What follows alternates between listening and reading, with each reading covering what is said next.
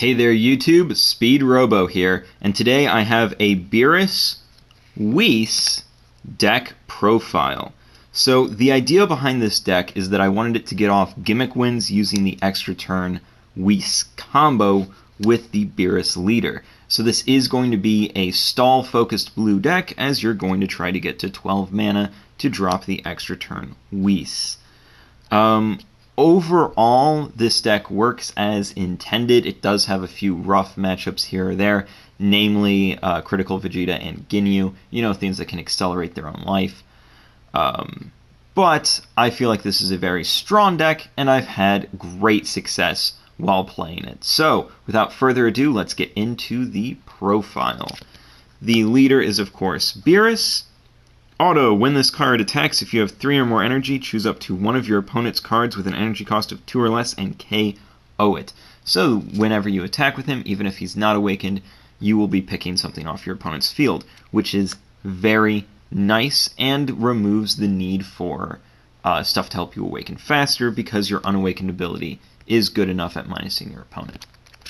Then when he awakens, when he attacks, you draw 1 card, then choose up to one of your opponent's battle cards with an energy cost of 3 or less, and KO it. And he also has the activate main ability of pay 16, rest this card, and win the game. You won't be getting off that ability, because you'll be winning the game when you hit 12 with Whis. Going into 1-drops, 4 copies of Whis' Coercion. It's a stall deck, so this card is a necessity. Pay 1 mana, counter attack, negate the attack, then switch 1 energy to active mode. It's good. Next, 4 copies of Senzu Bean. Activate battle, choose up to one of your cards, it gains 5,000 power for the duration of the turn, then choose up to 2 of your energy and switch them to active mode. So one common misplay I've seen with this card is that it's an activate battle, so you can only do it during your combo step.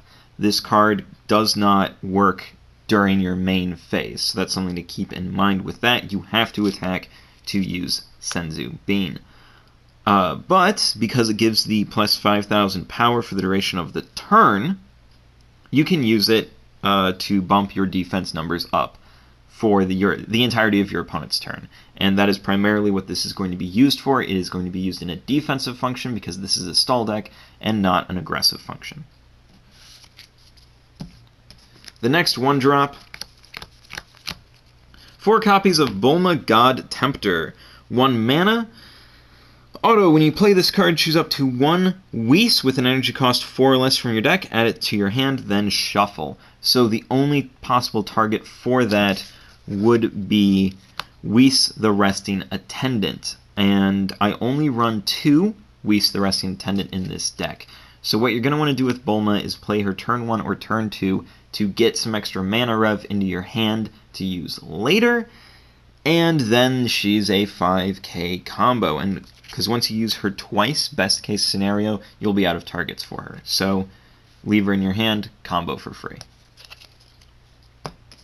Then 4 copies of Majin Buu. You play them, you draw a card. Good stuff. Nothing more to see here.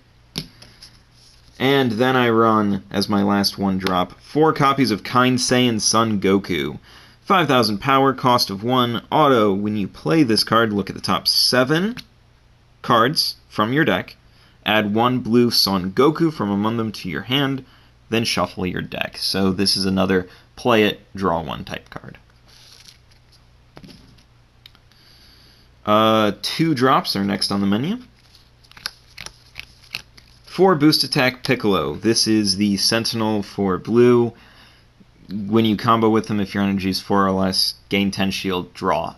You need to run these in every deck. You do. They're great. And then 4 copies of Good Ol' Objection. Pay 2 mana, activate main, choose up to 1 card from your hand and add it to your energy. That's it. It's good. It's energy rev. Use it. Now 3 drops. I run 2 copies of Rapid Spirit Ball Son Goku. He evolves for 2, and when he enters play, you untap a mana. This is good. So I run him at 2. He's a good search target, good early game evolve, nice stuff. Then I run 4 copies of Assailant Vegeta. This is one of the primary attackers for the deck, and is really the only way to reduce your opponent's life in the early game, because he has critical, 15,000 power for 3. Solid stuff. 4 drops are next. As I talked about, I run 2 copies of Whis, the Resting Attendant. 4 mana for 10,000 power, kinda crappy, but when you play him, you get an energy from the top of your deck, so that more than makes up for it. Then I run 2 copies of Overflowing Spirit SSG. 4 mana, critical, and permanent. During your turn, if you have 5 or more energy, this card gains 10,000 power. So he is a 25 during your turn with critical. Very, very solid card. 5 drops. 4 copies of Vegeta, Prince of Speed. Another solid draw option for this deck. You'll notice that there's a lot of that in here. 5 mana, evolves for 4, double strike, and auto. When you play this card, if you have 5 or more energy, draw 2 cards. The evolve is kind of pointless on this. You're just going to want to play him from hand for 5 and draw 2. Like, that's his function. And as a bonus, he's a decent enough attacker. And the next 5 drop is a finisher? SS3SG, Maximum Energy, evolves for 4, double strike, auto. When this card evolves into... When a card evolves into this card, that card gets dual attack for the duration of the turn. So, he is Blue's Mecha Frieza, effectively. He is a dual attack, double striker that costs a card, because you're going to want to evolve 20, swing, double strike, stand, 20, double strike, swing. Very, very good. And if you feel like you can finish your opponent with this without even having to go to Whis, do it. And now we are looking at the big mana. For 7, we have 2 copies of Beerus, General of Demolition. Triple strike, auto. When this card attacks a leader card, your opponent may choose 2 cards from their hand and discard them. If they do not discard, choose all of your opponent's battle cards and energy and place them in the drop area. Notice how it doesn't even say KO, it says place. So any KO prevention, this completely removes that. So for 25, triple strike, really good finisher. And the reason I only run 2 is because this is a Whis-focused deck. Now, if you're wanting to make this deck better, take out the Whis. Honestly, he's here because I think he's funny and I like playing him. So I would take out the Whis and run the rest of General of Demolition. If you want this to be a more serious, more competitive deck, if you like gimmick decks like me, then keep the Whis. I'll talk about them in a second. But if you do want to make this stronger, run 4 General of Demolition and consider taking out some of the stall and mana rev options and making the deck overall a little bit more aggressive. And I feel like then it will be a stronger deck overall. But if you like gimmicks like me, let's talk about Whis, Judge of the Gods. Gimmick.card. For 12 mana, you get 40,000 power, quadruple strike, permanent. This card's attack and skill cannot be negated, and auto. When you play this card, if your leader card is Beerus, after the current turn ends, take another turn. Ka-bam. Solid. Solid card. So good.